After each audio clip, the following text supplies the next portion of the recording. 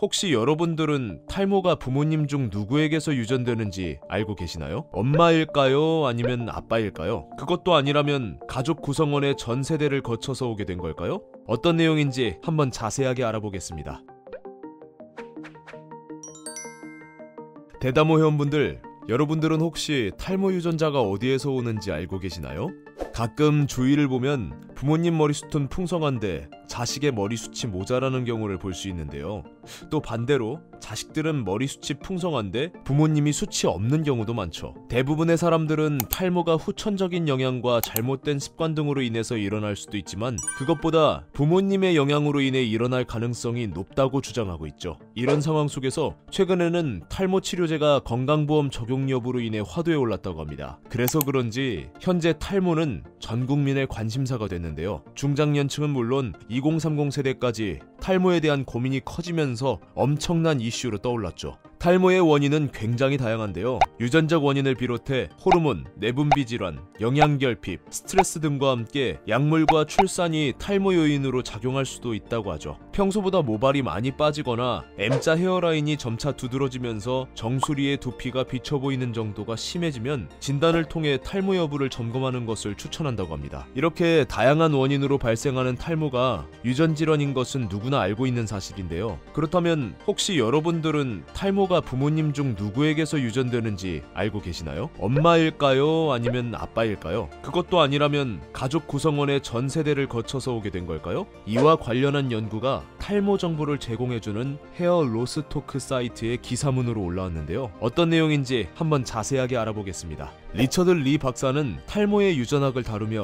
탈모가 어디에서 오는지 등에 대한 과학적인 해답을 제시했는데요. 연구를 통해 유전 결과를 알아냈다고 합니다. 남성 패턴 탈모라고 불리는 MPB는 두피 모발 손실 병인학에서 가장 중요한 두 가지 요소를 가지고 있는데 유전적 소인과 안드로겐 의존성이라고 합니다. 두 요소가 없을 경우에만 MPB가 발생하지 않는다고 하죠. 기사에서 주장하는 바로 첫 번째 의견은 어머니 쪽에서 물려받았다 였고 두 번째 의견은 아버지 쪽에서 물려받았다 였는데요. 어머니 쪽에서 물려받았다는 의견의 경우 남성 패턴 탈모형이 물려받는 곳이라는 속설을 오해라고 말하고 있습니다. 물론 어머니 측에서 상속될 수 있지만 아버지 측에서도 상속받을 수 있기 때문이라고 하는데요. 22개과의 머리카락 성장 패턴에 대한 이 연구는 일반적인 패턴 탈모가 남성에서는 상염색체 우성 표현형이고 여성에서는 상염색체 열성 표현형이라는 결론을 내렸습니다. 하지만 1916년에 발표된 이 연구는 검사 방법과 세부 사항이 부족하다는 결론으로 타당성 면에 논란이 있었다고 하죠. 아버지 쪽에서 물려받았다는 두 번째 의견의 경우 조기 탈모를 앓고 있는 410명의 남성을 조사한 한 연구에서 236건에서만 아버지 측에서 유전적 영향의 증거가 발견되었다는 결과를 내세웠는데요. 아버지와 아들 사이의 탈모 유사성은 조기에 탈모 아버지를 가진 남성의 형제에서 MPB의 빈도와 관련하여 관찰되었으며 영향을 받지 않은 아버지를 둔 남성의 형제와 비교되었다고 합니다. 결론적으로 MPB에 의해 영향을 받는 남성의 비율, 일반 인구에서의 분포, 영향을 받는 가까운 친척의 수가 증가함에 따라 위험도가 증가한다는 결과를 보여줬는데요. 영향을 받는 부모 중 하나 또는 둘 다로부터 상속 위험이 높다는 점을 고려할 때 다원성 상속이라는 의견에 무게를 둘 수 있다고 합니다. 하지만 이와는 반대의 의견을 주장하는 곳이 있는데요. 일상의 소소한 정보를 주고받는 사이트인 티스토리에서는 이렇게 말하고 있습니다. 탈모는 유전적 성질을 어느 정도 띠고 있는데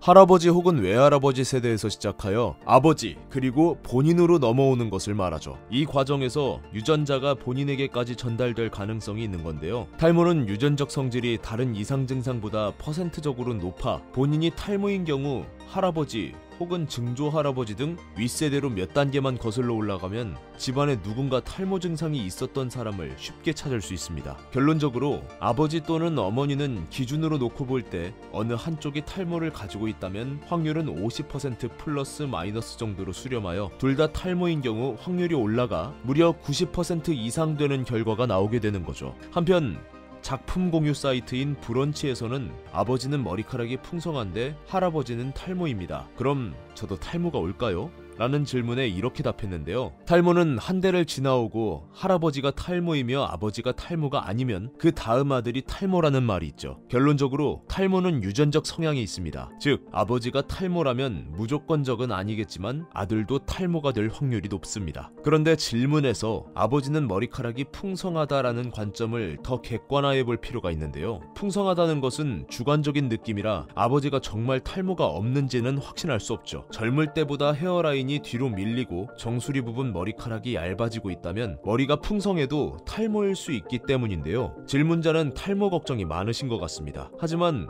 미리 걱정한다고 해서 머리가 새로 나지는 않아요. 현실적으로 보시고 가까운 병원이나 피부과를 방문하셔서 본인의 현재 탈모 여부를 알아보시는 것을 추천드립니다. 적당한 치료를 시작하게 되면 아버지처럼 풍성한 머리로 노년을 맞이하실 수 있게 될 확률이 높아지게 되죠. 하지만 탈모가 유전 성향이 있다고 해서 유전병처럼 100%의 확률로 전해지는 것은 아닙니다. 내가 아는 모든 친척 남자 중 피부과에서 진단받은 남성형 탈모인 이가 없다고 내가 탈모가 100% 되지 않는 것이 아니라는 말인데요. 또 숱이 적고 얇다는 것은 탈모와는 좀 다른 얘기죠. 만약 탈모가 진행된다면 머리카락이 얇아지는 것부터 시작해서 빠지게 되고 전체적인 수치는 풍성함이 적어지게 됩니다. 만약 어릴 때부터 머리카락이 얇고 숱이 적으신 분이 계시다면 남성형 탈모 진단을 받지 않더라도 머리카락을 굵게 할 수 있는 치료를 받아보시는 것을 추천드립니다. 최첨단의 시대를 살고 있는 현재 아직까지도 탈모를 치료하고 해결하고 예방하려는 노력은 끊임없이 이어지고 있는데요. 이렇게 탈모가 어디에서 오게 되는지 과학적 근거를 기준으로 알게 되듯이 말이죠. 하지만 이제 와서 그 원인을 찾아봤자 명확한 해답이 되긴 어려울 텐데요. 그래도 이 연구가 해답을 찾을 수 있는 작은 실마리가 된다면 어떻게 해서라도 계속 연구를 진행해야 할 겁니다. 단지 원망할 대상을 찾기 위함이